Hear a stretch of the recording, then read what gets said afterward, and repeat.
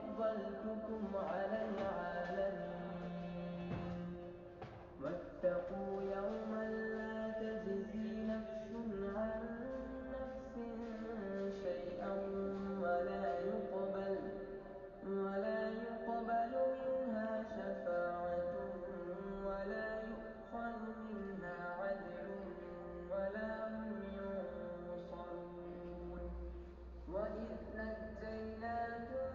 من آل فرعون